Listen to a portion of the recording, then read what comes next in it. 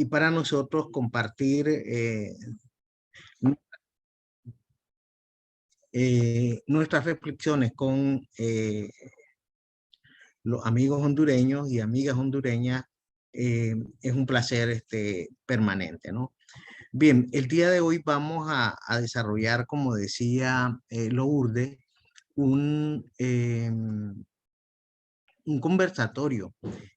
Vamos a compartir algunas reflexiones sobre el derecho a la educación y vamos a preguntarnos y aprender entre todos, ¿no? Mucho gusto, Lady Norena, quien es de la Alcaldía Municipal de San Matías del Paraíso, y el alcalde de Yauyupe del Paraíso también. Bien, voy a compartir una presentación que vamos después se les va a hacer llegar, me imagino yo, esta presentación para que podamos tener la información al día, ¿no? Vamos a comenzar en principio observando un video que lo vamos a compartir en estos momentos, ¿no? Lourdes, si te parece, comparto yo la pantalla. Solamente si llegamos a tener algún problema, entonces la compartís vos para poder, ¿te parece? Yo puedo compartir ya, ¿verdad? Sí, ya puede compartir. ¿Y está bien? Ah, ok, están viendo la presentación, ¿verdad? Ok, vamos a...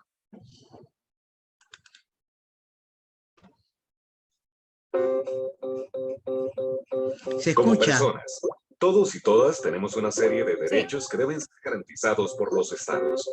Estos son los derechos humanos y buscan ofrecernos condiciones que nos permitan realizarnos y vivir con dignidad. Vamos primero a plantearlo para que esté todo en toda la pantalla, pero no encuentro la manera en...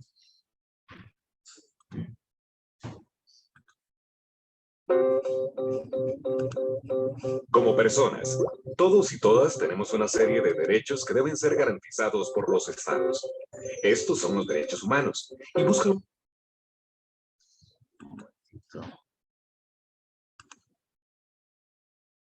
ofrecernos condiciones que nos permitan realizarnos y vivir con dignidad. Todos y todas tenemos una serie de derechos que deben ser garantizados por los estados para el desarrollo de estos otros derechos humanos. Y por eso es tan importante que ésta cuente con ciertas características esenciales. Debe haber suficientes centros educativos funcionales para cubrir las necesidades de la totalidad de la población. Los programas de estudio tienen que ser adecuados culturalmente y adaptarse a los cambios de la sociedad. Finalmente, no se puede prohibir el acceso a la educación bajo ninguna circunstancia. Lamentablemente, aunque la educación está considerada un derecho de todas las personas, esto no es una realidad. En el mundo, más de 100 millones de niños, niñas y adolescentes no tienen la oportunidad de asistir a un centro educativo.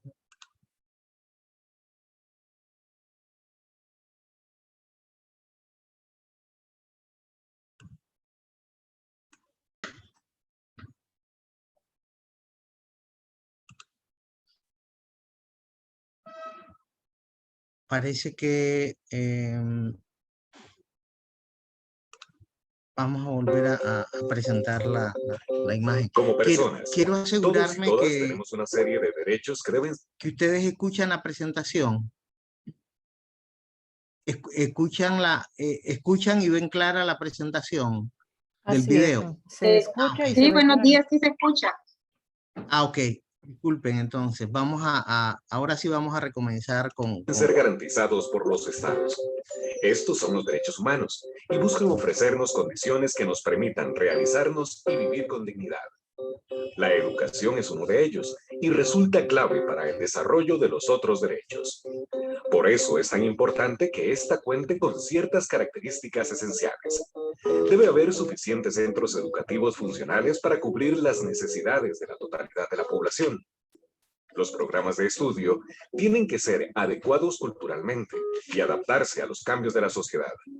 Finalmente, no se puede prohibir el acceso a la educación bajo ninguna circunstancia. Lamentablemente, aunque la educación está considerada un derecho de todas las personas, esto no es una realidad. En el mundo, más de 100 millones de niños, niñas y adolescentes no tienen la oportunidad de asistir a un centro educativo. 1 de cada 4 de ellos vive en una zona de guerra. Por cada 5 personas menores de edad de familias ricas que terminan la escuela, solo 1 que vive en pobreza puede hacerlo. En América Latina y el Caribe hay 2.5 millones de niños y niñas sin escolarizar. Además, al menos 33 millones de personas no cuentan con las competencias educativas básicas. 55% de ellas son mujeres. Existen una serie de barreras que impiden que todas las personas puedan disfrutar de su derecho a la educación. Una de ellas es la discriminación, exclusión o preferencia por etnia, condición económica, sexo, religión, edad, orientación sexual, discapacidad o nacionalidad. Otras se presentan debido a las condiciones sociales, políticas o económicas que atraviesan los países. Y finalmente, pueden darse problemas de acceso, distancia o infraestructura que limitan la asistencia a los centros educativos. Eliminar estas barreras debe ser una prioridad para todos los países. Por esta razón, los estados tienen la obligación de respetar, proteger y garantizar el derecho a la educación.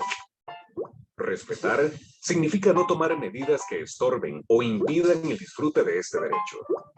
Al proteger, se aseguran que otros no interfieren en el ejercicio del derecho a la educación. Y finalmente, deben garantizar que el derecho cuente con los rasgos esenciales de disponibilidad, accesibilidad, aceptabilidad y adaptabilidad. La UNESCO es la agencia encargada de ayudar a los estados para que cumplan con esta obligación. En 1948, la Declaración Universal de los Derechos Humanos estableció que todas las personas tienen derecho a la educación. En 1960, la UNESCO y sus Estados miembros, a través de la Convención relativa a la lucha contra las discriminaciones en la esfera de la enseñanza, determinaron que la discriminación constituye un atropello a este derecho y se comprometieron a eliminar o prevenir cualquier discriminación en el sector educativo. Entre el 2000 y el 2015, se implementó la iniciativa Educación para Todos, en la cual 164 países se comprometieron a dar educación básica de calidad a todos los niños, niñas, jóvenes y personas adultas. Ahora se han propuesto un nuevo reto. Recientemente la Asamblea General de las Naciones Unidas aprobó la Agenda 2030 para el Desarrollo Sostenible, que pretende poner fin a la pobreza, luchar contra la desigualdad y la injusticia y hacer frente al cambio climático. Entre los objetivos de esta agenda está el garantizar una educación inclusiva, equitativa y de calidad, y promover oportunidades de aprendizaje durante toda la vida. Si bien es cierto que garantizar el derecho a la educación es una tarea de los estados, la verdad es que todos y todas podemos colaborar al exigir su cumplimiento como portadores de este derecho y, en lo posible, promover su acceso para otras personas que nos rodean. Recordemos que la educación es la base para poder ejercer otros derechos, ya que contribuye a la realización personal, reduce las desigualdades sociales y económicas y promueve la igualdad y el respeto hacia los demás. Todo esto, mientras ayuda a garantizar posibilidades de trabajo digno y fomenta la existencia de sociedades más pacíficas e igualitarias.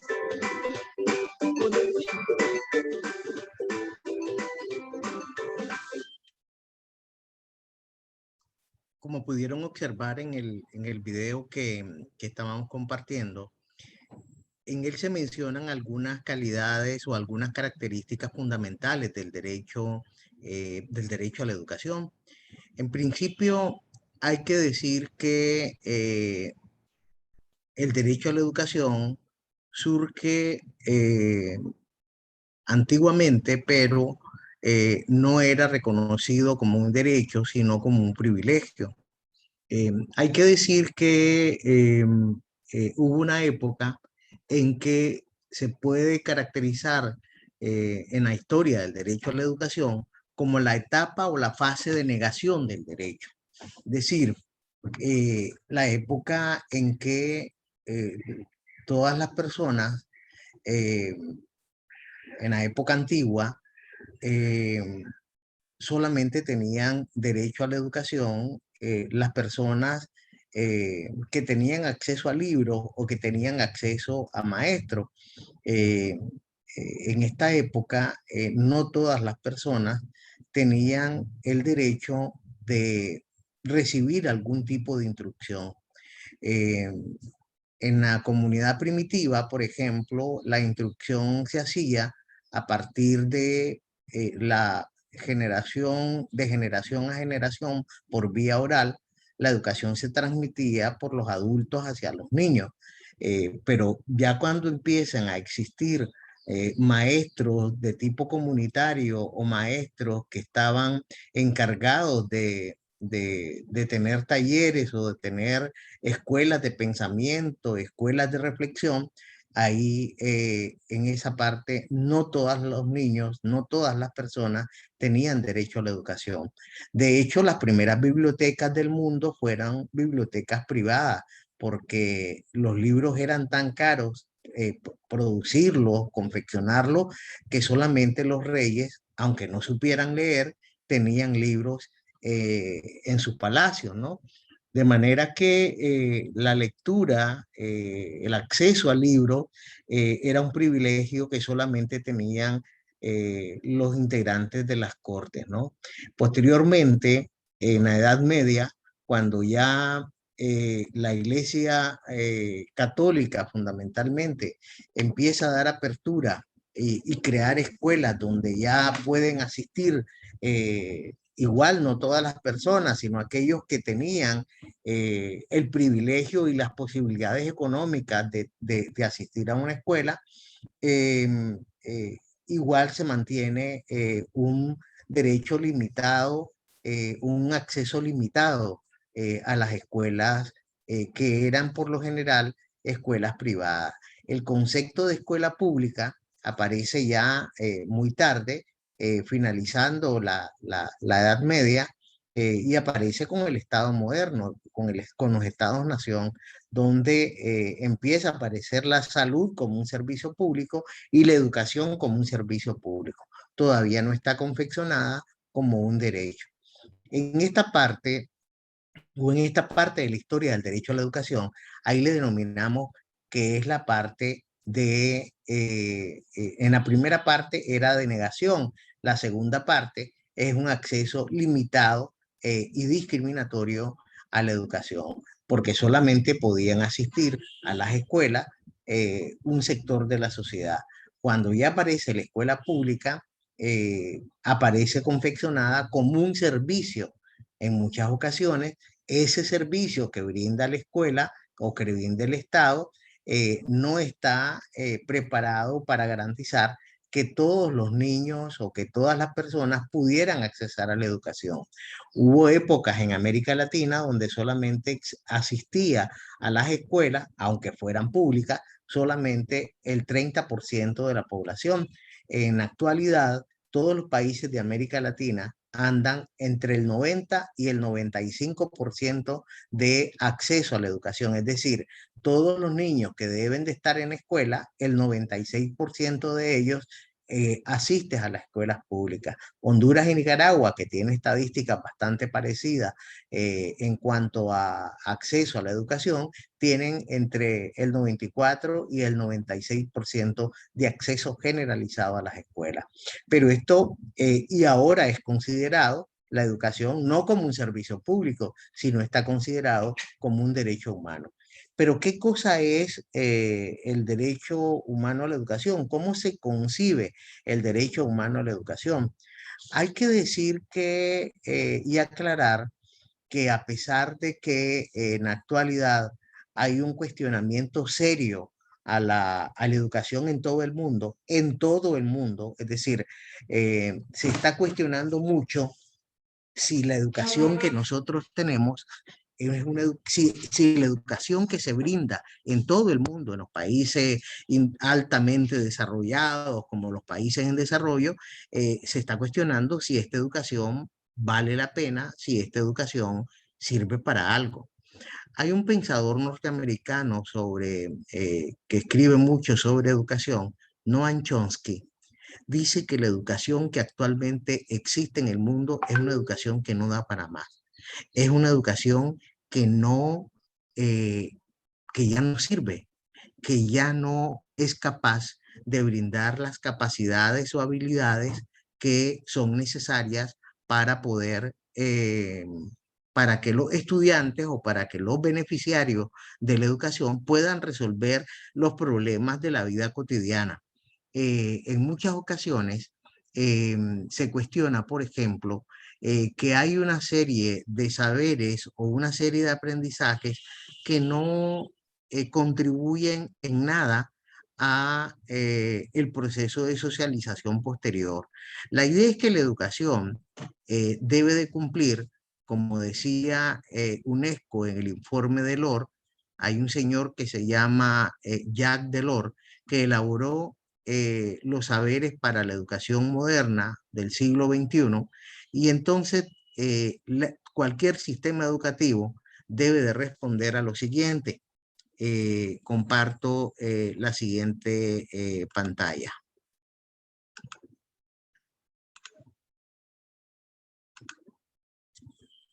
Cualquier sistema educativo en el mundo debe de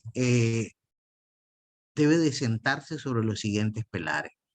El sistema educativo de Honduras, el de Nicaragua, el de Guatemala, el de Alemania, debe de estar asentado en estos pilares. Primero, la educación debe de posibilitar el aprender a conocer. Es decir, la posibilidad de tener conocimientos a través de una malla curricular actualizada, pertinente, eficiente.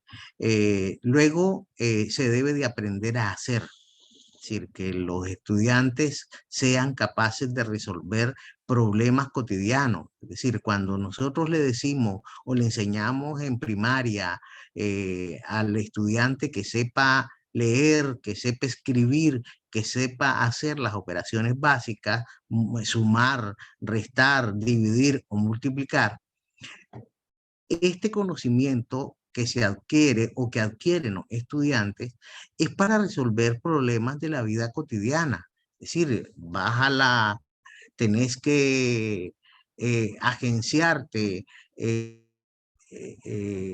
los productos que resuelven la necesidad de alimentarte, y entonces tenés que comprar una libra de arroz o una libra de frijoles o una cuarta de aceite. Esas son valores o conocimientos elementales que deben de tener los seres humanos. Es decir, este ejemplo de ir a la venta, de ir a la pulpería, de ir al supermercado y comprar X cantidad de arroz, es un conocimiento que lo debe de brindar la escuela para que las personas en su proceso de socialización y de resolución de sus necesidades básicas entonces puedan resolver ese problema. ¿Qué pasaría si una persona no sabe la dimensión de cuánto podría ser una libra de arroz? Una libra de arroz puede alcanzar en un barril, o una libra de arroz puede inclusive alcanzar en nuestras propias manos.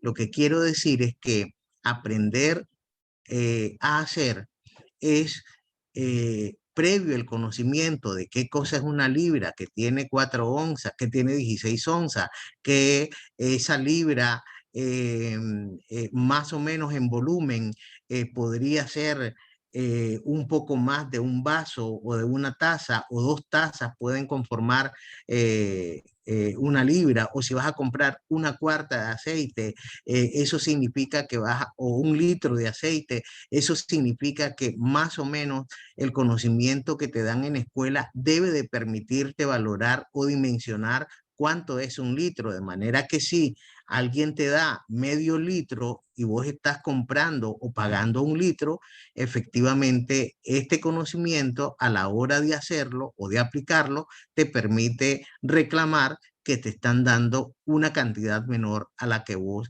estás pidiendo. Esto es aprender a conocer y aprender a hacer. Luego, aprender a vivir juntos, es decir, aprender a convivir, es que los seres humanos, el mayor aprendizaje que nosotros adquirimos en el transcurso de nuestras vidas es el que hacemos a través de la convivencia y a través de la socialización. Entonces, los sistemas educativos deben apostar o deben de garantizar estos pilares de la educación, porque finalmente la suma de todo esto nos forma o sustenta los conocimientos, habilidades que nos ayudan a aprender a ser, es decir, aprender a ser ciudadanos, aprender a ser personas con derechos, aprender a ser personas con dignidad, personas con libertad, etcétera, ¿no? Estos 4 pilares de la educación, cuando nosotros vamos a evaluar un sistema educativo, cualquiera que este sea, municipal, departamental, nacional, regional, primaria, secundaria, universitaria, debemos de pasar el filtro de estos 4 pilares de la educación.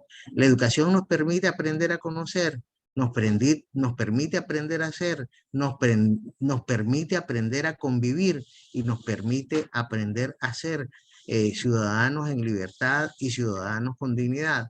Estas 4 preguntas, cada vez que evaluamos un sistema educativo, para saber si ese sistema educativo funciona, debemos entonces de garantizar que nos permite esos 4 pilares de la educación.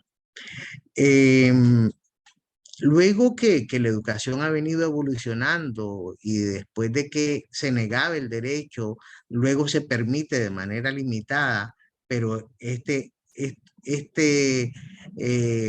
esta permisividad ocasiona discriminación, entonces empezamos a vivir otra etapa de la historia de la educación, y es que los sistemas, si bien se abren como servicio, discriminan a algunos sí y a algunos no para acceder a la educación. Esta fue la manera en que en algún momento nosotros pensábamos, por ejemplo, en el mundo, que la forma de atender a las personas que tenían necesidades educativas especiales, la mejor forma de garantizarles su derecho era una educación que segregaba, que discriminaba. ¿A qué nos estamos refiriendo? Nos estamos refiriendo, por ejemplo, a que si existe una persona con discapacidad visual, lo vamos a incorporar a este niño, a esta persona, en un colegio para ciegos. Y si esta persona tenía alguna discapacidad auditiva o una discapacidad para articular, para comunicarse, entonces lo vamos a incorporar a una escuela para sordomudos. Y hoy por hoy, en nuestros sistemas o en América Latina, todavía existen escuelas que segregan a las personas y a los niños a través de esto. Es lo que se denominan como escuelas especiales.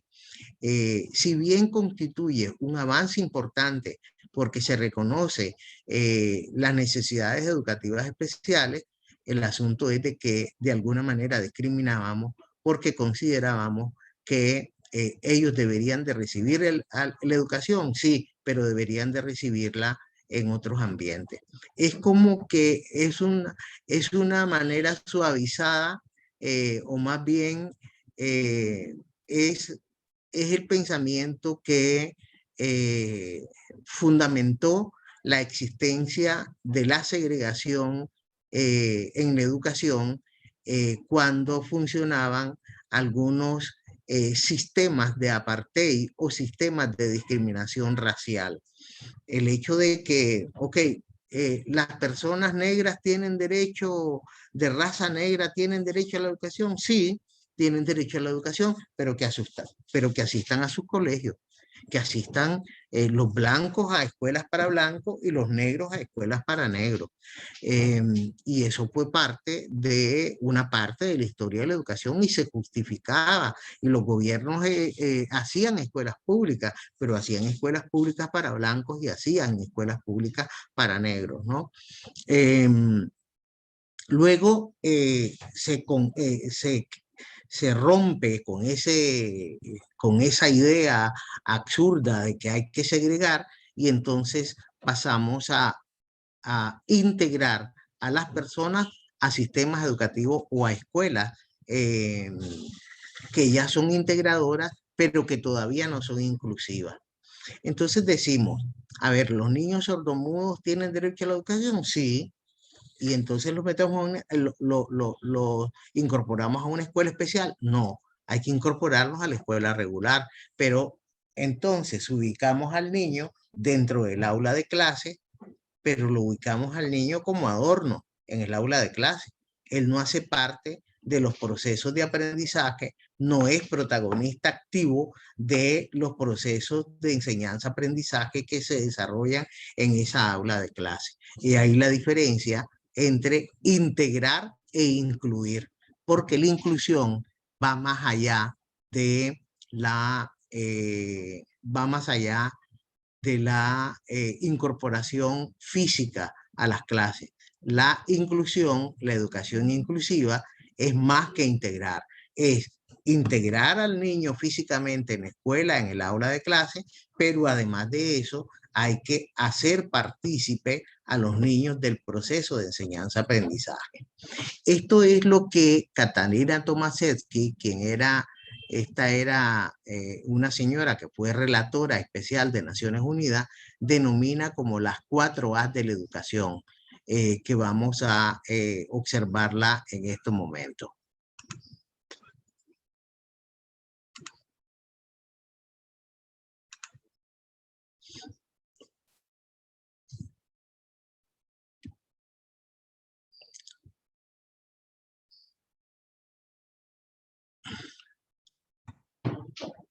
Cuando decimos que la educación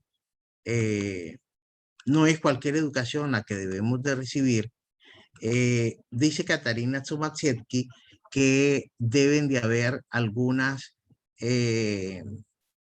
características que debe de tener la educación. Y estas características ella menciona que son las siguientes. Dice que la educación debe de ser disponible, es decir, asequible. Por eso es que se le llaman las 4A. Debe de ser asequible o disponible. Es decir, que deben de haber los suficientes recursos para que existan edificios, instituciones, programas para todas las personas. Y estas personas deben de estar equipadas con todas las instalaciones, con todos los requerimientos necesarios para ofrecer una educación de calidad. Una vez que se reconoce el derecho a la educación debe de tener algunas características. No es cualquier educación. Entonces debe de haber, por ejemplo, escuelas donde en esas escuelas existan instalaciones sanitarias para las niñas y para los niños, que debe de existir en estas escuelas agua potable, que debe de existir en estas escuelas instalaciones deportivas, que debe de existir en estas escuelas, debe de haber materiales didácticos, que el personal de estas escuelas sea igualmente capacitado en unas escuelas y en unas escuelas y en otras. Es decir, generalizar la formación docente en todas las escuelas que puedan existir en un país. Y estas condiciones, lamentablemente, en nuestros países no son así. En Nicaragua, por ejemplo, las mejores escuelas o las escuelas que tienen mayor calidad son las escuelas privadas. Hubo una época en que en Nicaragua la escuela pública tuvo un alto nivel de rendimiento, un alto nivel de calidad, donde los mejores docentes estaban en las escuelas públicas. Aquí tenemos varios centros emblemáticos en la historia nacional, el Ramírez Goyena, el Maestro Gabriel, una serie de instituciones de carácter público de educación donde ofrecían una calidad total, ¿no? Igual, en Nicaragua, los colegios más prestigiosos, que son escuelas privadas, son los colegios de formación jesuita, en Nicaragua el Colegio Centroamérica o el Colegio Pedagógico de La Salle, en nuestros países también son muy conocidos. Algunos colegios de congregaciones religiosas como los dominicos, los sanagustinianos, o los colegios religiosos para señoritas o para mujeres, o lo que antes se conocía como liceo de varones o liceo para señoritas, que también era un proceso de discriminación por razones de sexo, y colegios en Nicaragua, por ejemplo, están muy de moda ahorita los colegios bilingües. En muchas ocasiones estos colegios tienen mucho mejor infraestructura que muchas escuelas públicas, ¿no? A veces tenemos, por ejemplo, colegios públicos que tienen laboratorio de computación, sí, pero la computadora dilata media hora para encender porque tiene procesadores antiquísimos y porque no existe conexión a internet. En Nicaragua solamente el 20% de las escuelas de todo el país tienen acceso a internet. El resto de escuelas públicas no tiene acceso a internet. Y las escuelas que tienen ese 20% que tiene acceso a internet, el internet es absolutamente limitado. La educación debe de ser accesible, es decir, no debe discriminarse, debe de haber accesible, es que permite el acceso a la escuela. Entonces, en este sentido, las escuelas no deben discriminar, deben de ser accesibles económicamente y deben de ser accesibles materialmente. Es decir, no es posible que haya niños que para poder ir a la escuela tienen que caminar más de 3 horas para ir a la escuela y otras 3 horas para regresar hacia la escuela, porque tienen que cruzar un río, cruzar 2 ríos, una quebrada, caminar por la carretera, a caballo otra parte, etcétera, etcétera. Todavía en nuestros países de América Latina tenemos escuelas que no son accesibles, que no permiten el acceso generalizado a todos los niños y a todas las niñas, ¿no? Deben de haber entonces escuelas que estén a una distancia segura y razonable para las comunidades, ¿no? También debe de ser aceptable, es decir, que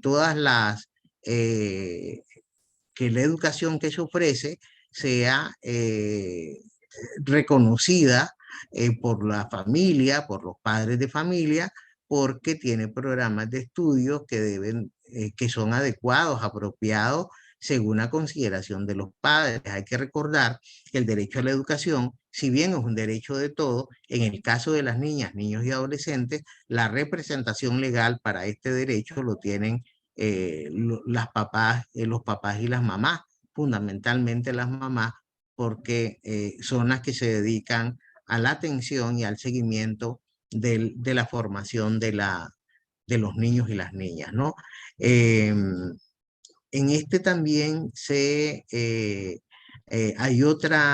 la otra de la educación es la adaptabilidad, que tiene que ver con que la educación debe de ser lo suficientemente flexible para adaptarse a las necesidades educativas de los estudiantes.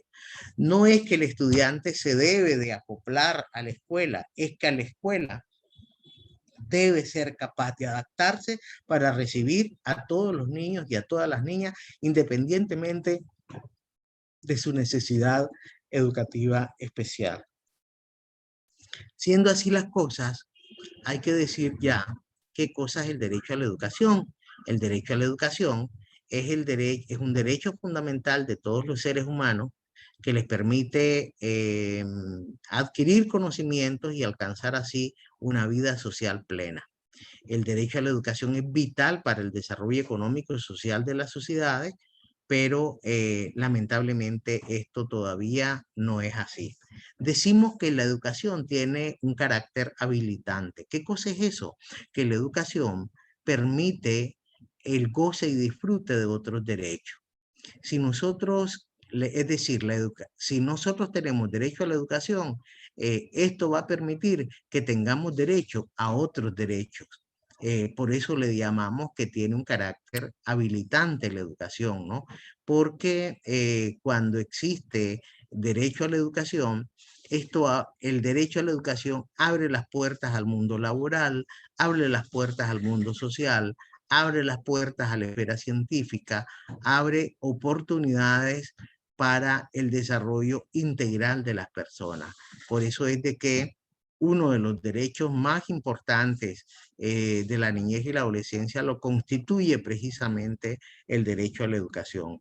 Y no solamente porque en general se ha venido construyendo el derecho a la educación a partir del derecho que tienen las niñas y los niños. Ya en la Agenda de Desarrollo 2030 hemos logrado superar esa limitación que tenía este concepto y decir que ahora el derecho humano a la educación es para todos, para todas, durante toda la vida. Es decir, el derecho a la educación lo deberíamos de tener siempre, independientemente de que si usted ya tiene un oficio, si usted ya es un técnico, si usted ya es un artista, si usted ya es un profesional, debe de haber las posibilidades de que uno pueda seguir estudiando, ¿no? La vida es una escuela y uno aprende todos los días de esta escuela de la vida. Asimismo, deberían de haber programas para aprender durante toda la vida. Por ejemplo, a ver, en mi caso, yo soy un profesional del derecho, tengo, he hecho algunas maestrías, tengo estudios de doctorado, pero ahora acercándome a mi edad de jubilación, entonces yo quiero, por ejemplo, aprender dos cosas. Tengo una deuda pendiente con aprender a tocar piano. Estudié piano en mi niñez, pero ahora quiero aprender a tocar piano y ahora quiero también aprender a hacer, tengo un taller de carpintería y quiero ser ebanista, quiero construir muebles. Entonces, la educación no es que terminó de ser usted profesional y se acabó la educación. La educación debe ser permanente, debe de ser durante toda la vida, porque la educación permite desarrollarse como persona y realizarse como persona. Y por eso es que deben de haber programas que estén disponibles durante toda la vida para los niños, para las niñas, para los adolescentes, para los jóvenes, para los adultos y para los adultos mayores. En Nicaragua hay una experiencia interesante sobre una universidad del adulto mayor en la que eh, muchas personas de la tercera edad inician inclusive estudios universitarios. Es decir, eh, la mamá de mis hijos, por ejemplo, su mamá, la abuela de mis hijos, por ejemplo, empezó a estudiar derecho a los 62 años. Ella ya tiene 75 años y ella a los 68 años obtuvo su título de abogada y notaria pública. Es decir, así debe de ser la educación, permisible y disponible hasta cuando uno quiera dejar de estudiar. Si usted tiene 60 años, 50 años y quiere empezar estudios, usted debe de tener el derecho y debe de haber las posibilidades para estudiar a la hora que usted quiera.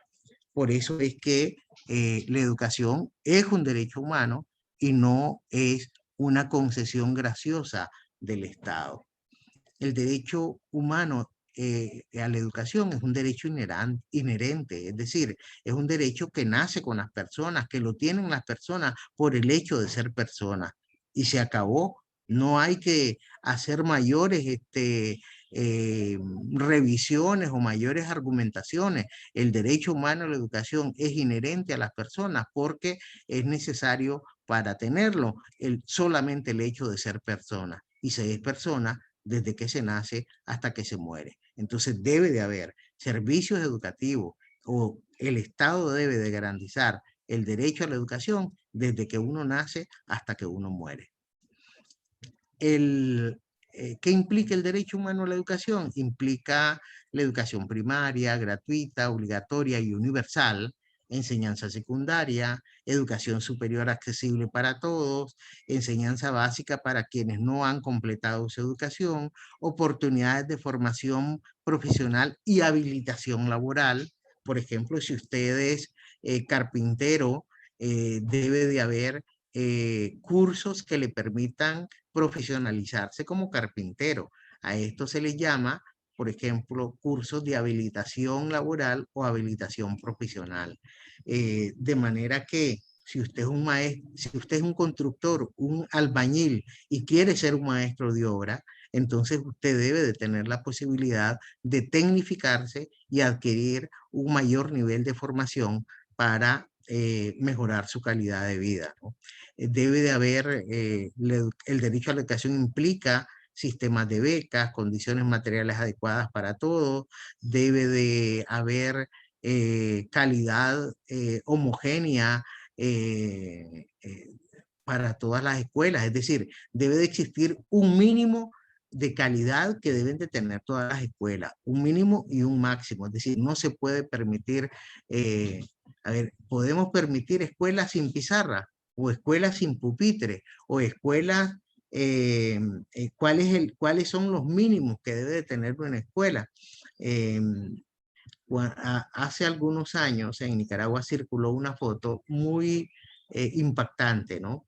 Hay un lugar en Nicaragua, en la costa Caribe, que compartimos frontera con Honduras, precisamente en comunidades garífonas, donde había una foto de una escuela de un niño que estaba en el piso de tierra, acostado, escribiendo acostado.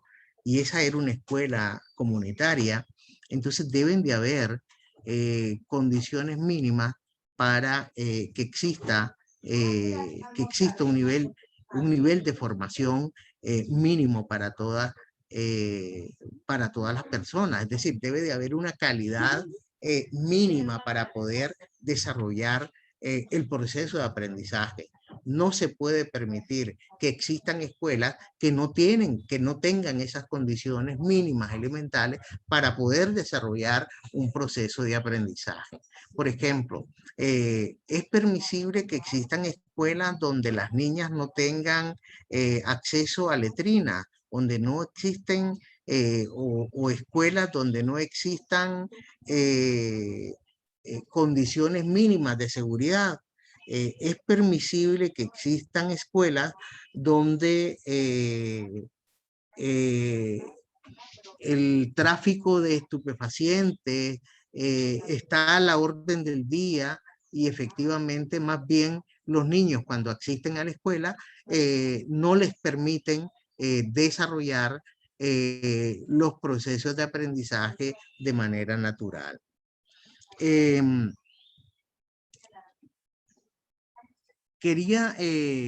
¿Cuál es la situación actual de la educación? Digo, en todo el mundo, ¿no? Más de 258 millones de niños y jóvenes no están escolarizados. Hay una cantidad de países que han garantizado el acceso a la escuela a partir de los 9 años. Ese es el promedio.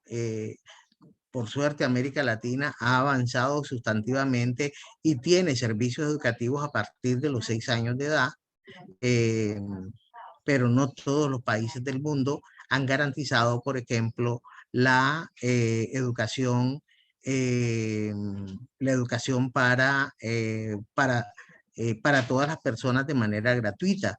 Algunos, por ejemplo, en Nicaragua se hizo en el año 95, aunque la Constitución decía que la educación era gratuita y obligatoria, a partir del año 95 se hizo una reforma constitucional regresiva donde decía: la educación en Nicaragua es gratuita y obligatoria sin perjuicio de las contribuciones voluntarias que puedan hacer los padres de familia.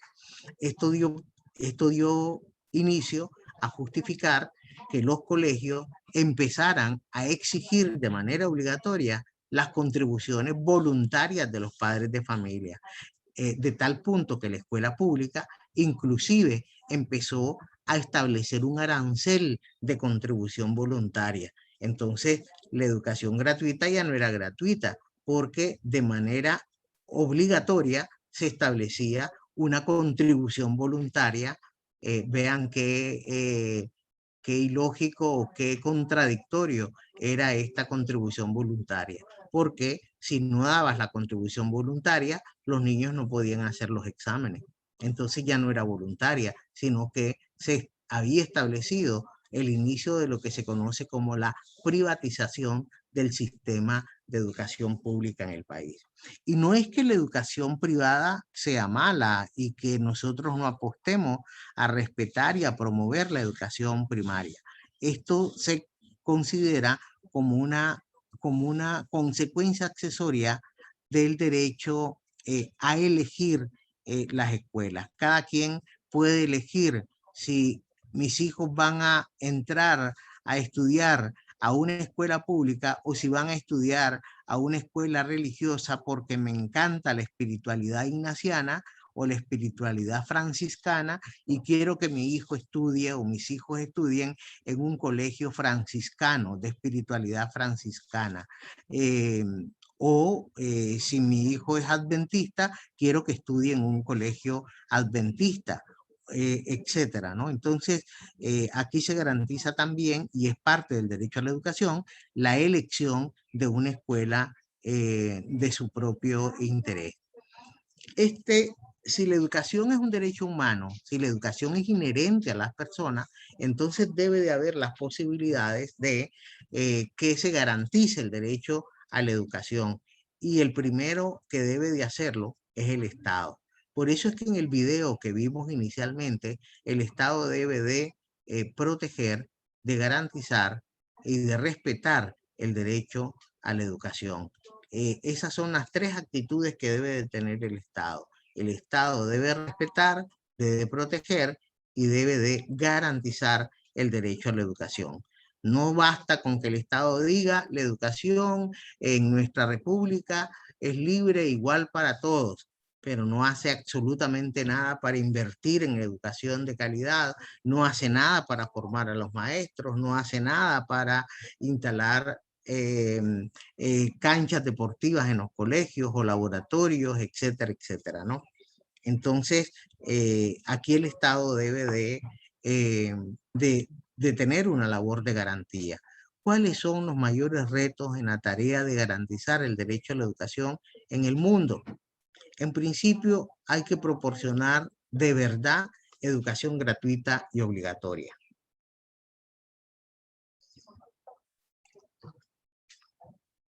Esto significa que en nuestros países, a partir de la Agenda 2030, la Agenda de Desarrollo Sostenible, se debe de garantizar no solamente la educación primaria para todos, universalizar la educación primaria para todos y todas, sino que aquí se establece de que al menos nuestros países deben de garantizar por lo menos un año de educación preescolar. Deben de eliminarse las desigualdades y disparidades en la educación.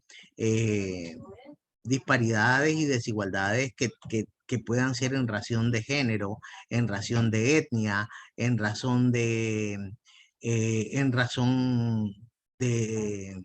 por razones económicas o por cualquier tipo de marginación o discriminación. Eliminar las desigualdades y disparidades en educación parte, en el caso de nuestra América y en el caso de nuestros dos países hermanos, Honduras y Nicaragua, por ejemplo, es que se debe de garantizar la misma calidad de la educación en el Pacífico que en las comunidades garífonas de nuestro país. Se debe de garantizar una educación intercultural bilingüe. Se debe de garantizar que los estados eviten, a través de mejorar las condiciones de vida, evitar la migración y el desplazamiento, ¿no? Lamentablemente, la situación que vive, por ejemplo, Nicaragua, ha obligado a casi 120,000 nicaragüenses en los últimos 2 o 3 años a exiliarse en Costa Rica, solamente en Costa Rica. Evidentemente, los flujos migratorios que tiene Nicaragua no son tan grandes como los que tienen ustedes, los hondureños y las hondureñas, pero por razones de la situación sociopolítica que ahorita en nuestro país está muy, pero muy grave, solo en los últimos 2 y 3 años han habido 120,000 nicaragüenses que se han trasladado a Costa Rica. Eso hace que la migración histórica de Nicaragua hacia Costa Rica pueda representar en las actuales circunstancias más de 600,000 nicaragüenses. De cada 10 habitantes en Costa Rica, uno de ellos es nicaragüense. Es decir, el 10% de la población en Costa Rica son ciudadanos nicaragüenses o son de origen nicaragüense. Entonces hay que evitar la migración y el desplazamiento, ¿no? De hecho, Honduras en nuestra América es conocido por encabezar las famosas marchas hacia las caravanas de migrantes hacia los Estados Unidos, por ejemplo. Entonces, ese es un detalle que se puede resolver a través de mejorar la calidad de la educación en nuestros países. La privatización y su repercusión sobre el derecho a la educación, si bien existe libertad ejecutiva para elegir, debe de garantizarse la educación pública por sobre la educación privada, que evidentemente implica para la familia un aporte sustantivo. Miren qué curioso, por ejemplo, en nuestros países, en Nicaragua el 20% de la educación es privada, el 80% de la educación es pública. El país más pobre de América, Haití, tiene una lógica inversa a la que les estoy contando que tiene Nicaragua. En Haití, el 80% de las escuelas son escuelas privadas y solamente el 20% de las escuelas son públicas. Entonces, esta es una situación que hay que cambiar de manera definitiva en todos nuestros países. El otro tema tiene que ver con el financiamiento a la educación, que es uno de los retos mayores que tiene los países de nuestra América y de todo el mundo, ¿no? Nicaragua es el país que menos invierte en educación, solamente tenemos el 3.2% del Producto Interno Bruto para educación. Los maestros nicaragüenses añoran ir a dar clases en Honduras porque un maestro nicaragüense gana $250 en la escuela primaria y en escuela secundaria gana $270.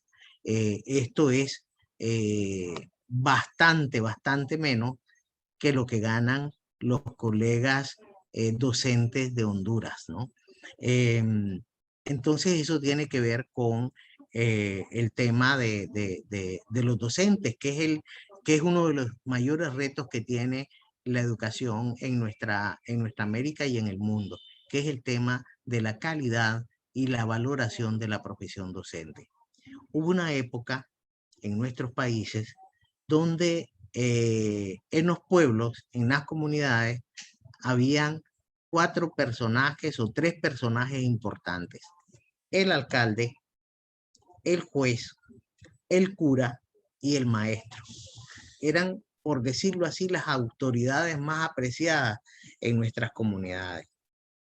Hoy el docente, como decimos en Nicaragua, es uno más del taller Cajina. la profesión docente es menos valorada que anteriormente, ¿no? Y esto tiene que ver mucho con 3 condiciones que deben de tener cualquier docente en cualquier sociedad que se precie de respetar los derechos humanos. Un docente debe de estar altamente calificado, adecuadamente formado y altamente motivado. Es decir, debe de tener buena formación, debe de estar motivado y debe de estar justamente pagado, justamente remunerado. Si nosotros no hacemos eso, no vamos a tener sistemas educativos que garanticen un derecho a la educación de calidad.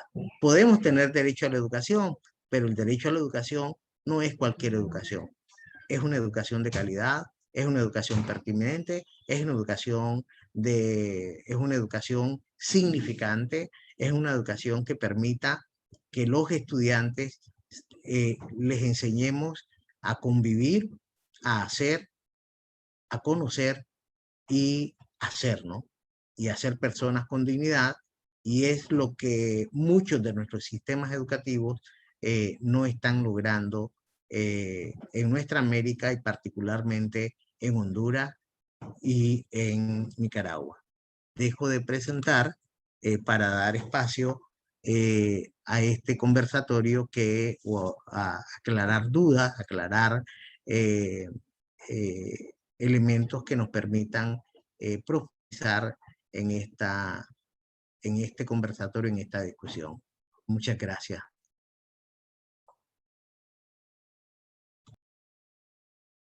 Muchas gracias a usted, licenciado. Y cedemos el espacio para que ustedes puedan hacer sus preguntas y el licenciado dará las respuestas. Así que el espacio es de ustedes para que puedan expandir información.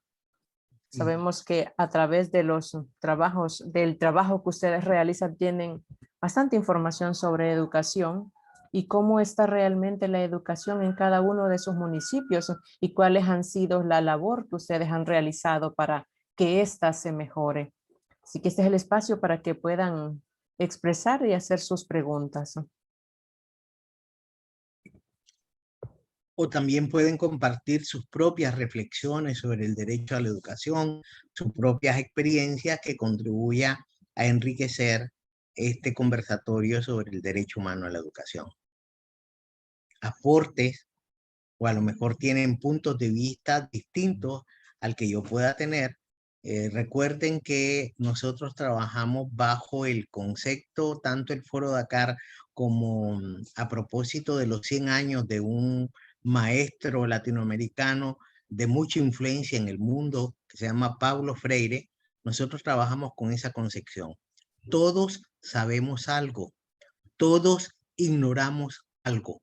Por eso aprendemos toda la vida.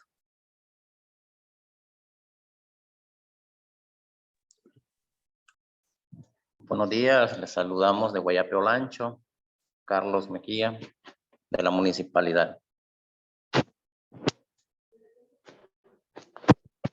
He estado escuchando y me gustaría pues saber, con esto de la pandemia, nosotros hemos tenido en la educación acá el impasse que muchos niños no están estudiando, ya pues que están usando lo que son los dispositivos tecnológicos para poder formarse.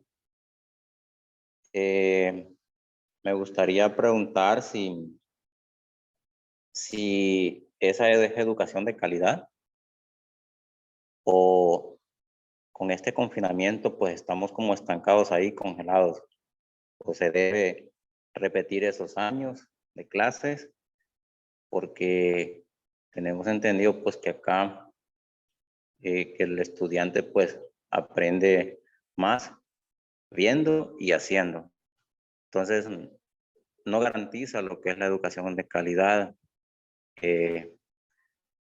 Y mi pregunta es esa, pues si estamos, si estos jovencitos el año que aprueban en esta situación, pues garantiza lo que es la educación de calidad y poder ir a competir pues hacia otros profesionales.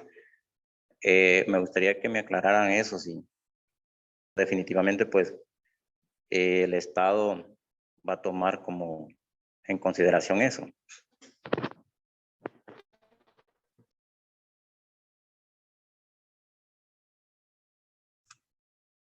¿Les parece que hagamos una ronda de 3 comentarios y luego respondemos? O 3 comentarios o 3 preguntas y luego respondemos, ¿no? Si hay alguien que tiene otro aporte o comentario. Sí, buena. Hola. Buenas. Sí, adelante, Escuchamos. Soy el alcalde de Yauyupa, El Paraíso. He estado escuchando muy atentamente el foro y muy interesante. Yo siempre he creído que uno de los problemas que nos atañen en educación en nuestro país es que el sistema o los sistemas que siempre buscan no son elaborados por personas que conocen la verdad, la idiosincrasia de nuestros pueblos, sino que son copias de otros países que tal vez han tenido éxito allá, pero sí necesitamos de repente la creación de un sistema educativo que venga de las necesidades que el pueblo necesita. Esa es una de las formas de ver una de las problemáticas que tenemos en educación, porque sí nos preocupa el hecho, por ejemplo, de que ahora sale alumno sin los conocimientos que debe tener por lo menos, aunque sea para defenderse en la vida cotidiana. Ni siquiera eso a veces, pues. Entonces, es una problemática que debe el gobierno de analizarla detalladamente para buscar las alternativas y mejorar en ese caso. Sí nos preocupa lo que decía el compañero también de Olancho, en esa parte de la conectividad, porque como ustedes bien lo decían, no todo el mundo tiene acceso a Internet y hay lugares, ¿verdad?, que son más complicados que otros. Pero qué bueno, yo tuve algunas anotaciones muy importantes en cuanto a lo que dijeron, y sí es de analizar, por ejemplo, 2.5 millones en Latinoamérica.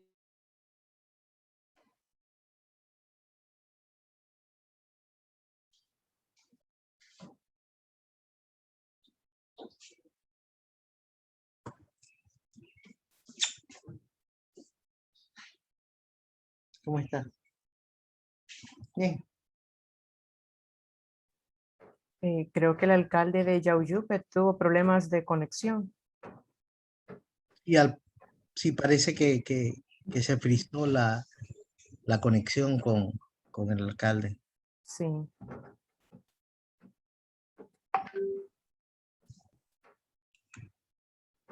Bueno, mientras él restablece su internet, ¿hay alguna otra persona que desea participar? Puede hacerlo.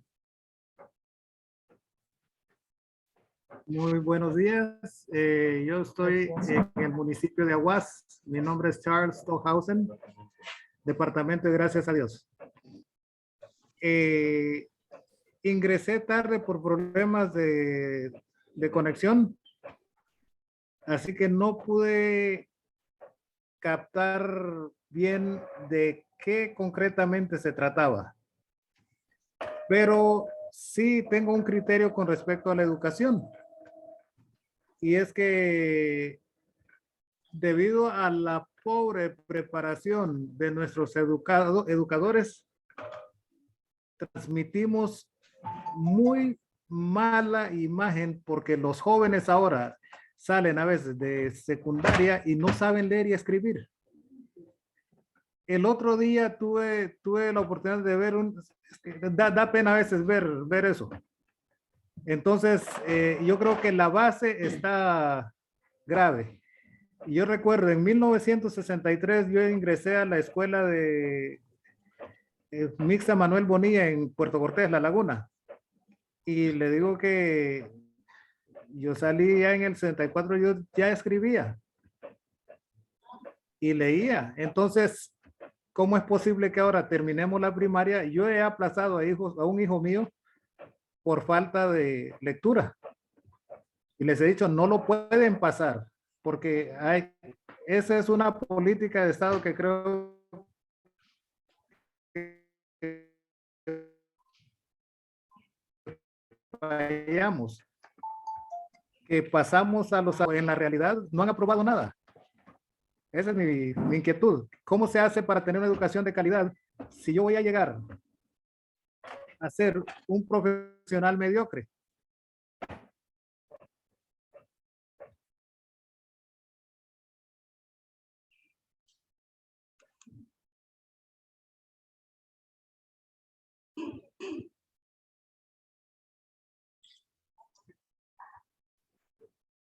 Don Charles, ¿tiene apagado el micrófono ahorita? ¿O ya terminó con su aporte? Prácticamente tengo mucho más que decir, pero no les puedo quitar el tiempo. Ingresar tarde y quitarle el poco tiempo creo que es injusto. Gracias, Charles. Bien, yo creo que vamos precisamente a partir de lo que comentaba don Charles Stockhausen. Don Charles apunta precisamente a uno de los retos más importantes para la educación de calidad en el mundo y particularmente en nuestros países de América Central. Y es el tema de la formación docente, es el tema de la calidad de los educadores que nosotros debemos de tener. Hay un pensador sueco, Peter Senge, que dice: los maestros del siglo XXI tienen que enseñar lo que no saben. Y es que ahora los docentes en nuestras aulas de clase juegan con escenarios mucho más complejos que lo que nosotros vivimos cuando fuimos estudiantes.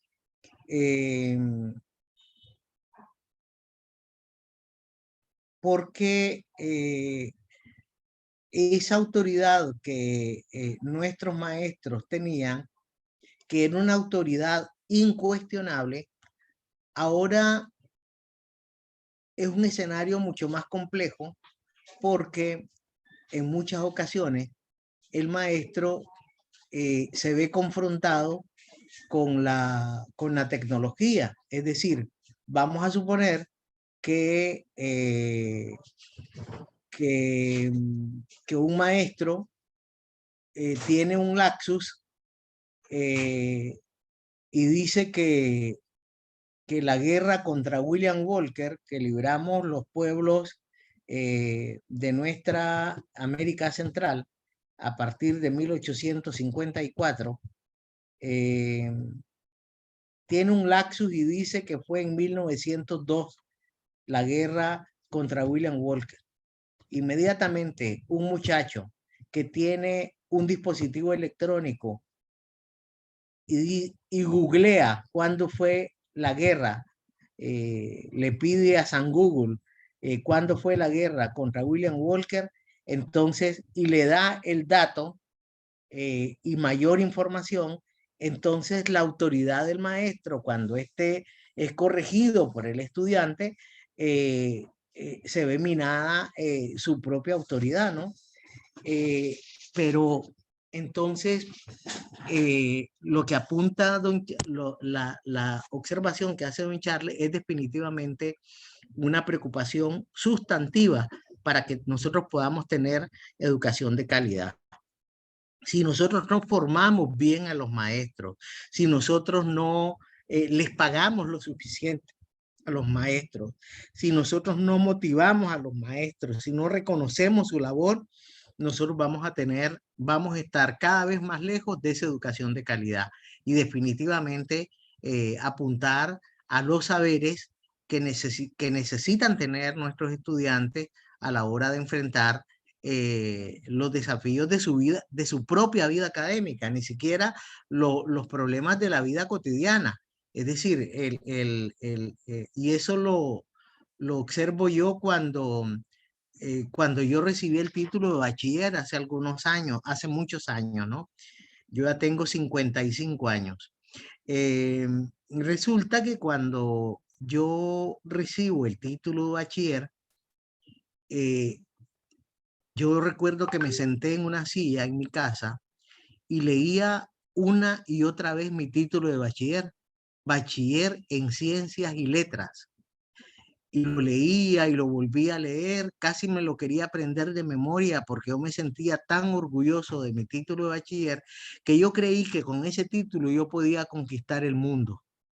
Y resulta que me voy con mi título de bachiller y entro a la universidad y mi título de bachiller en la universidad no me sirvió para nada. Nada de lo que aprendí en la secundaria me sirvió para hacer la universidad. Y es que nosotros tenemos un problema y es que nuestros sistemas educativos están desarticulados. Cuando el muchacho recibe un diploma de primaria, de 6º grado de primaria, entonces va a la secundaria y lo que aprendió en primaria no le sirve para nada en secundaria. Y resulta que lo que aprenden los chavalos en secundaria no le sirve para nada en la universidad.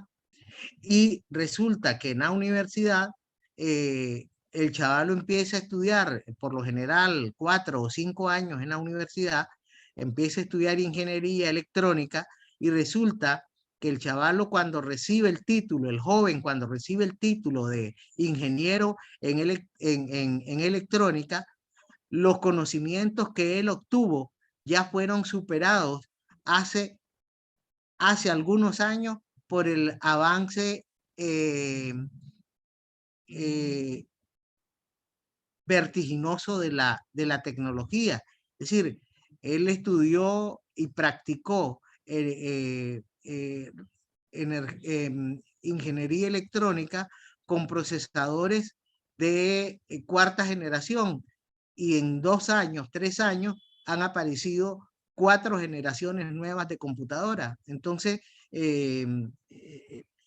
hay que, y tiene que ver mucho con lo que decía don Charles alrededor de que los muchachos salen de los ciclos de estudio y no logran resolver los problemas más elementales de la vida cotidiana o de la vida académica.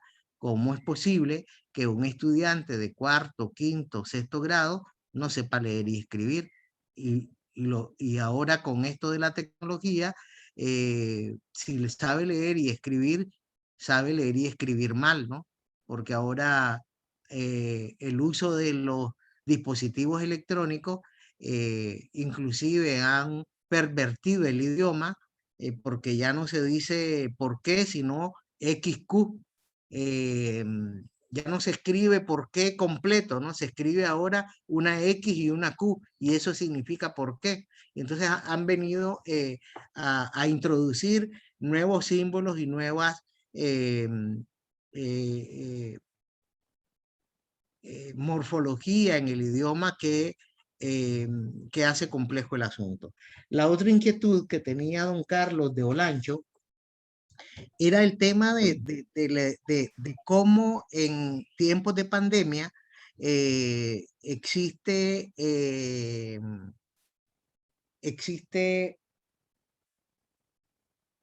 calidad de la educación con la educación a distancia. Aquí hay que destacar lo siguiente. Definitivamente el COVID, al inicio nosotros decíamos, cuando se vaya el COVID, cuando superemos el COVID, señores, señoras, el COVID llegó para quedarse. El COVID llegó para quedarse y definitivamente el COVID cambió la vida de todo el planeta. Y entonces el COVID puso de rodillas a todos los sistemas educativos del mundo, a todos, a Japón, a Alemania, a Finlandia, a Noruega, a Costa Rica, a Nicaragua, a Honduras, a todos los países del mundo. El COVID puso de rodillas a los sistemas educativos. Y entonces no estábamos preparados para una pandemia que iba a cambiar también la forma en cómo se aprende. Y entonces tenemos el reto con la pandemia de hacer no cualquier educación a distancia, educación en línea, educación remota o educación online. No cualquier educación, sino que debe de ser, como apunta Carlos, una educación de calidad. ¿Y qué cosa es una educación de calidad? Bueno, en principio también relacionado con lo que decía don Charles, que era que nuestros maestros deben de tener las competencias suficientes para desarrollar educación en línea. Pero a veces, por ejemplo, en el caso nicaragüense, nosotros hemos tenido profesores que no saben encender una computadora, menos desarrollar frente al muchacho que ya tiene una experiencia enorme en dispositivos electrónicos, entonces él se queda inclusive a la saga de lo que saben sus estudiantes, porque los estudiantes no solamente manejan la computadora, sino que tienen una experiencia y una velocidad increíble en búsqueda de información, en motores de búsqueda por internet. Google es el mejor amigo. Ya los estudiantes no pueden decir que el perro es el mejor amigo del hombre. Creo que en el caso de los estudiantes, en el caso de los chavalos, Google es el mejor amigo de los estudiantes. El celular es el mejor amigo de los estudiantes. Entonces, es necesario en el tema de formación docente también apostar a que una educación a distancia, una educación en línea de calidad, pasa porque nuestros maestros, nuestros docentes tengan las competencias necesarias para poder desarrollar una educación en línea de calidad.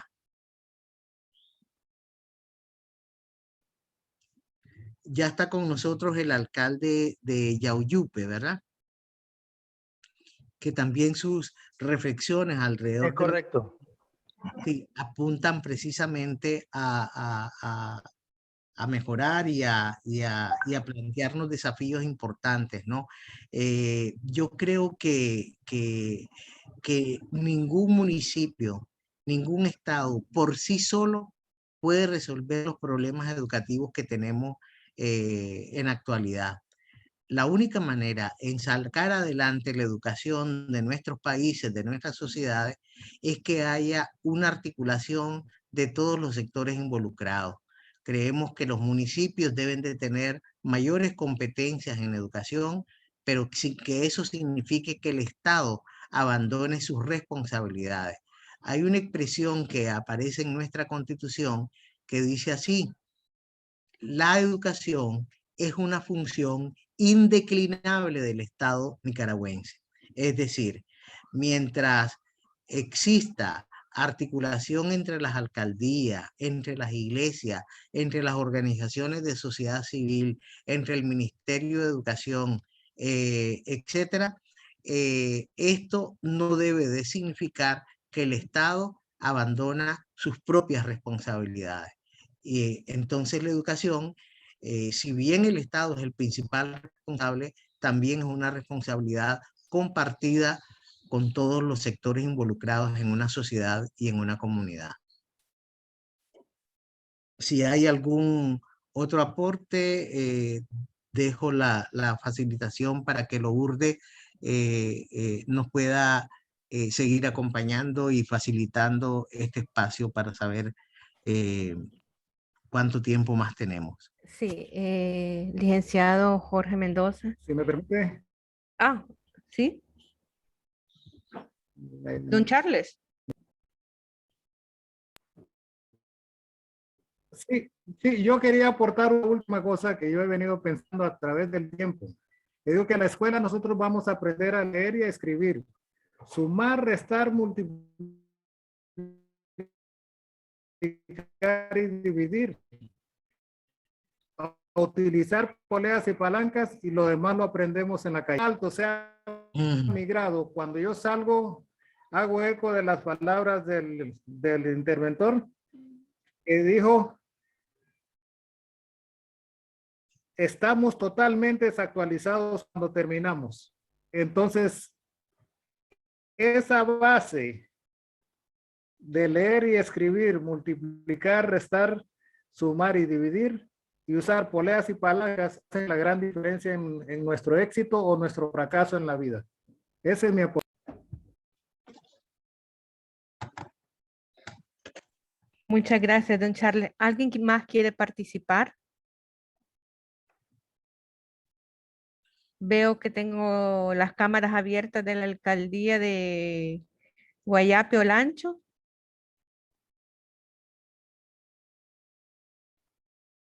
¿Nadie?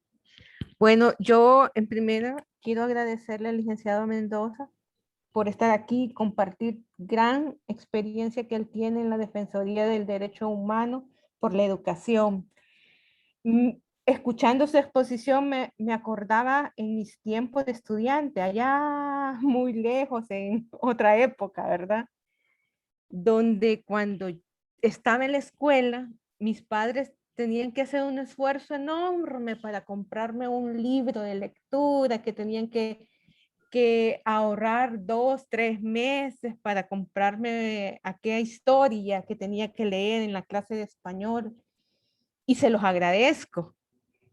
Me abrieron la puerta a unos maravillosos mundos. Me acuerdo perfectamente que mi primer libro que leí fue de Froilán Turcios, El vampiro, un libro que un maestro me dijo, lea. Entonces, mis padres ahorraron porque clase humilde, trabajadora, no habían tenido la oportunidad de estudiar, o clase obrera, me compraron el libro. Al leer yo esa historia de Froilán Turcios, me abrieron el mundo. Yo solo conocía mi casa, la sala y la escuela, pero al leer ese libro me llenaron de un mundo nuevo.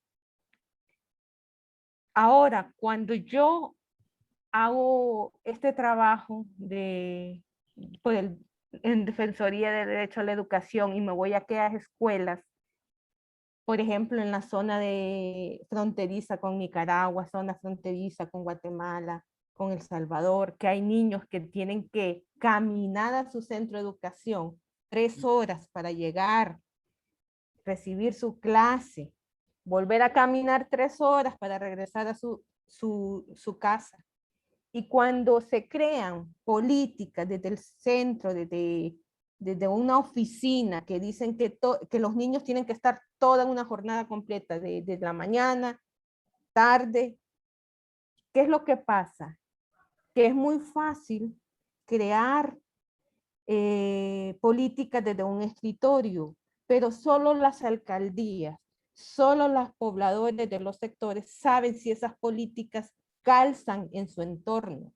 No es lo mismo una escuela de la capital o de San Pedro que una de Colomoncagua, que una de Camasca. Entonces, solo los alcaldes pueden decir esas necesidades son las que ustedes tienen que decir a los centros cuáles son la realidad de sus niños, niñas y jóvenes. Porque ¿de qué le sirve a un joven en un sector productivo de café sacar un bachillerato en computación si lo que él necesita es saber producir buen café? ¿Le servirá a un ingeniero que tiene especialidades, pero conociendo la realidad hondureña, sabemos que los que contratan personal capacitado, especialista, los van a traer al extranjero? Las alcaldías son los que más conocen la realidad del sector educación en este país, junto con los docentes. Conozco docentes muy amantes de su profesión, que tienen 30, 40 años, que le han pagado carreras a estudiantes, que los han guiado desde que estaban en primaria hasta que se graduaron en la universidad. Conozco vidas que se han cambiado por un libro que una persona le regaló a otra.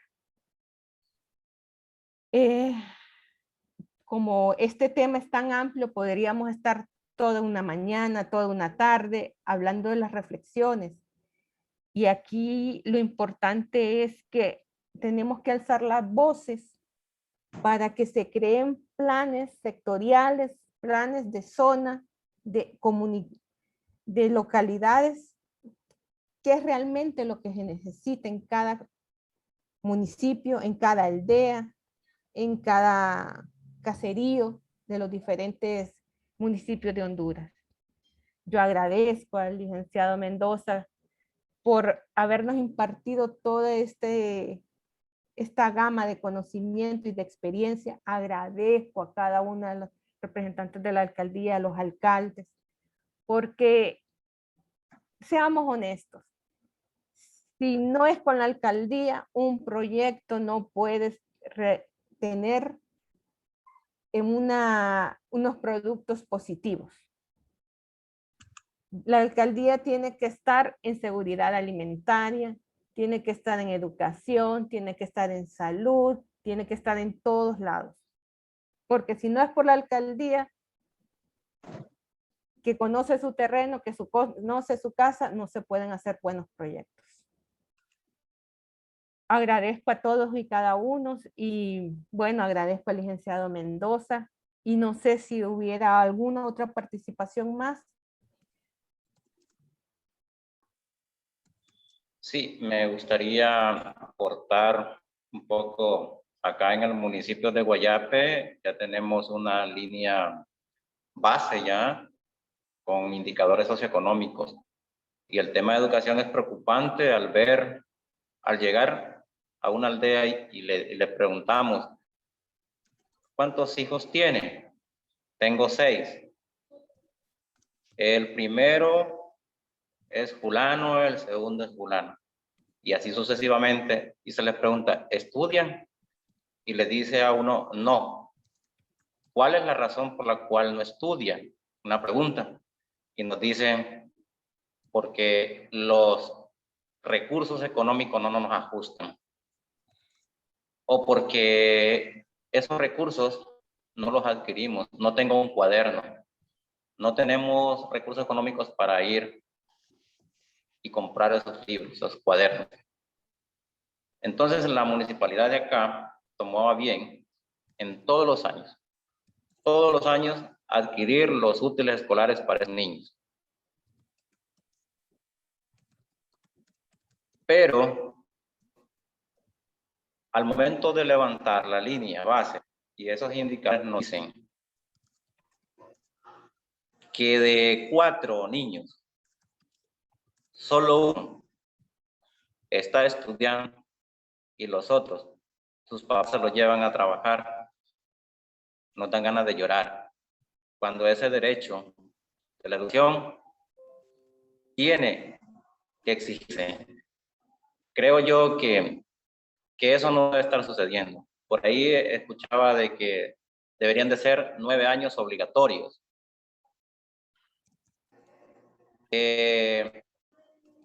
A través de las instituciones gubernamentales que deberíamos de emprender nuevos proyectos que vengan a beneficiar y que les vengan a suavizar lo que es la inversión económica a los padres de familia para esos hijos.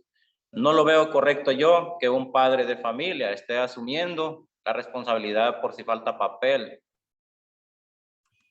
en esa escuela, cuando tiene que ser responsabilidad del Estado tener papel blanco para poder imprimir sus exámenes. No lo veo correcto. Y el padre de familia tiene que asumir eso. No lo veo correcto que el padre de familia encima le pongan lo que es la contratación de una empleada para que pueda ir hacia la escuela. Hay muchas cosas que no lo veo correcto. Yo creo que la educación es un derecho que no tiene por qué quitársele a un niño, tampoco por qué no permitírselo. Pero tenemos que crear mecanismos que vengan a resolver más bien esa dificultad que se encuentran los padres de familia en la parte económica. Un niño, un estudiante debería prepararse con el objetivo de ir para poder desempeñarse laboralmente hablando, no para que esté graduado y que se quede en el parque jugando. O sea, también hay que crear mecanismos que vengan a generar lo que es el empleo en nuestros pueblos. Yo vi la diferencia cuando yo estudié acá, en mi pueblo, luego me fui a preparar a otro lado. Cuando me tocó ir a competir con otros estudiantes, con otros profesionales, ya en la parte laboral, una dificultad, porque no sabía informática. ¿Cómo es posible que estén graduando profesionales sin conocimientos de informática? Un perito, ¿cómo es posible que esté graduando sin tener conocimientos de informática? Entonces, creo que eso debería de venir a contribuir. Una clase exclusiva como matemática y español, lo que es la parte informática. Maestros que en las escuelas, me tocó trabajar en una escuela hace 2 años de informática, en la escuela fui a dar informática a los alumnos, y maestros que no puedan subir sus notas al programa, al SACE. ¿Cómo es posible que maestros no puedan subir sus notas, que tengan que pagar 350 lempiras porque les suban su nota? Y son pequeños detalles que creo que los maestros tienen o deben, porque es una herramienta de trabajo para ellos, ¿verdad? Entonces, con esto me quedo aquí para que ustedes puedan reflexionar y puedan analizar. Nosotros conocemos la situación de la educación en los municipios, y creemos pues que se debe mejorar, que se debe invertir en ella. Pero también se debe invertir en profesionales de calidad, que son los educadores, para que puedan ellos, para que ya no puedan estar, ¿verdad?, con ese problema de que el alumno sabe más que el maestro, porque el GUP es el mejor maestro. Y termino con esto. En este momento yo he visto alumnos que les mandan los exámenes por una plataforma que se llama Classroom. Ellos los contestan con GUP. Tranquilos, dice. Estas son las preguntas. Inmediatamente se meten al internet y ya las contestan. 30 de 30. Increíble. Es increíble eso. Por eso yo opto porque el aprendizaje debe de ser mirando y haciendo. Esa es la mejor educación, mirando y haciendo. Hay que ser investigativo, pero no todo lo que está en internet es verdadero. Entonces, nos pueden estar engañando por ahí. Los libros son muy importantes. Ya las bibliotecas, aquí tenemos en la municipalidad una biblioteca, ni un alumno viene. Ni uno viene a leer estos libros. ¿Por qué? Porque tiene la internet. Entonces creo que hay que tener mucho cuidado en esos aspectos, y discúlpenme que me tomé mucho tiempo, ¿verdad? Pero espero que tomen en consideración esto, es lo que siento y lo que veo en mi pueblo. Muchas gracias.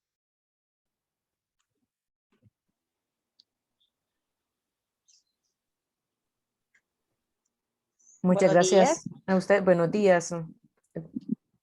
Les Adelante. habla la vicealcaldesa de San Esteban Olancho. Comparto con el compañero de la alcaldía de Guayape, eso del internet, todo eso nos está afectando. Aquí nosotros vamos a algunas comunidades y es doloroso ver cómo el padre prefiere llevar a su hijo a trabajar. Eso se llama explotación infantil, ¿verdad? Nosotros acá estamos manejando por medio de la OMM y la Oficina de la Juventud eso de tratar de rescatar eso, de que los jóvenes ingresen a las escuelas y que sigan estudiando. Nosotros como alcaldía estamos haciendo ese proyectito acá. Y también tenemos en algunos lugares que no llegan maestros, tenemos los centros comunales que son pagados por la alcaldía. En este caso nosotros les hacemos llegar capacitaciones a los maestros, son voluntarios, ¿verdad? No, porque no es una gran cantidad que se les da, sino que es un incentivo pero gracias a Dios tenemos bastantes colaboradores. Aquí tenemos cerca de 38 maestros comunales. Pagamos al año más de 1 millón de lempiras solo en educación. Y como dijo la otra compañera antes de que hablara de Guayape, las alcaldías tenemos la obligación, sentimos nosotros así, ¿verdad?, de estar con salud, con educación y con muchos proyectos para nuestro municipio, y tratándose de la niñez y de nuestros adolescentes. Nosotros tenemos un alcalde que es muy anuente y una corporación de que siempre apoyamos todo eso. Y como le digo, eso de ahorita con lo de la pandemia ha venido a entorpecer más lo que es la educación. ¿Por qué le digo que ha venido a entorpecer? Porque muchas personas no tienen el medio del internet ni el teléfono inteligente, entonces los niños se retiran y quedan fuera. Como dijo el otro compañero Charles, que no se les está dando la calidad que se merece un estudiante, un alumno. Necesitamos tener más docentes comprometidos con nuestra educación para nuestra niñez. Esa es mi única aportación, así que gracias por la invitación al foro.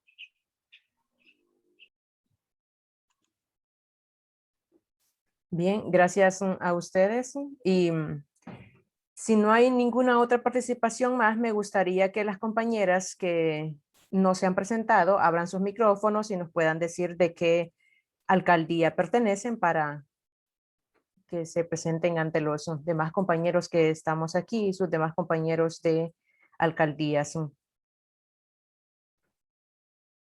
La compañera Eva Guardado, el compañero Efraín Cruz Zelaya, para que puedan abrir sus micrófonos y presentarse y a qué alcaldía representan.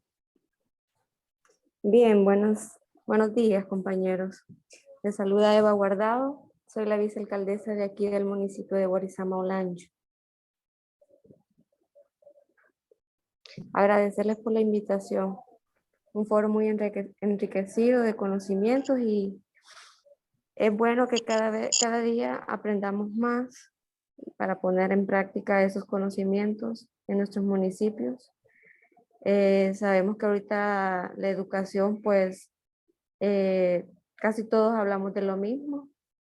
Me consta muchos estudiantes a los cuales se les ha dificultado el aprendizaje, porque a mí me han dicho personalmente que no es lo mismo el aprendizaje personalizado que el aprendizaje virtual. ¿Por qué razón?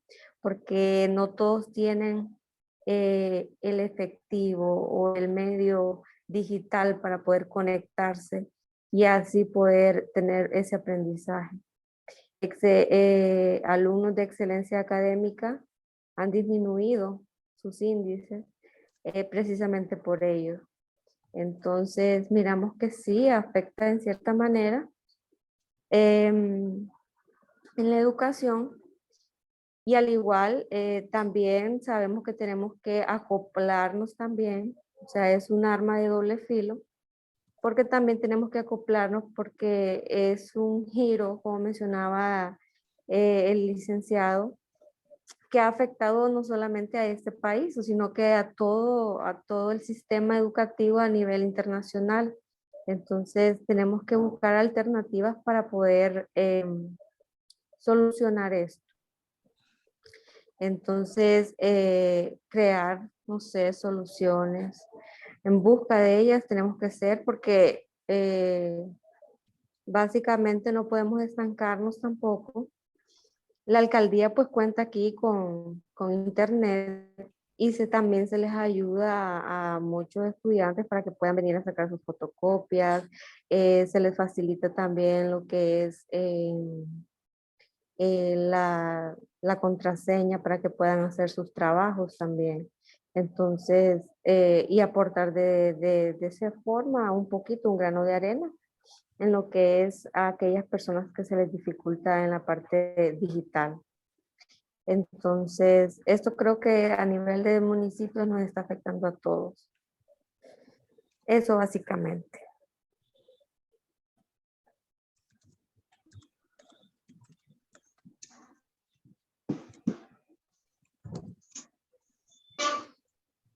Buenas. Buenas, le escuchamos. Sí, ok, gracias. Soy Efraín Cruz, en esta ocasión representando a la municipalidad de Huampucirpi, departamento de Gracias a Dios. Es un placer y mis agradecimientos por esta invitación a la reunión. Es un tema tan importante y extenso al mismo tiempo para nosotros. Es un gran reto. Ahorita mismo, en el tiempo de la pandemia, de la municipalidad, nosotros como representantes de la municipalidad estamos viviendo momentos muy importantes, casos que todavía no habíamos vivido, son casos muy especiales y estos momentos son momentos que hay que aprovecharlos a lo máximo. Mis agradecimientos al expositor, al licenciado, con muy buenas intervenciones, asuntos como la atención a la diversidad, la barrera lingüística que existe siempre. Nosotros como pueblos étnicos lo hemos vivido cuando salimos a estudiar a nivel central, a nivel de las universidades. La mala base de la educación que nosotros llevamos desde nuestros municipios son momentos que nos afecta bastante y por lo tanto el reto en las municipalidades es el primer reto que es la primera barrera que debe de derribar las autoridades municipales y los docentes. Por lo tanto, mis agradecimientos, solamente me resta que decir gracias por la invitación a la reunión. Muy bien, muchísimas gracias. Y si no falta alguien más, no quiero dejar a nadie por fuera para que pueda hacer su presentación.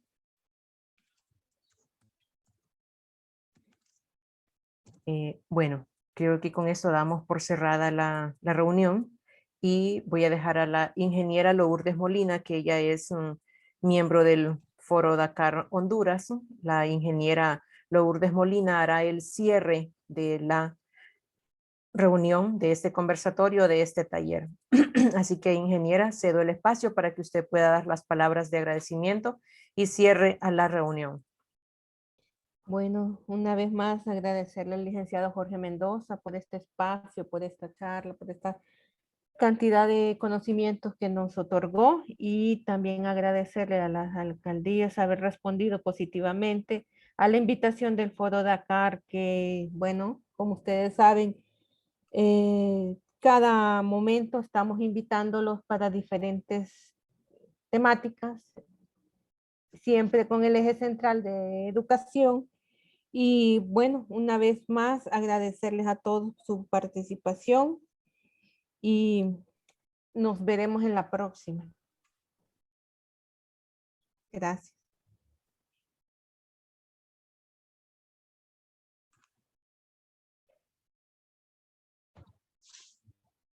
Por parte del Foro de Educación de Nicaragua, ha sido un placer compartir con ustedes. Para nosotros es muy inspirador el trabajo que ustedes hacen.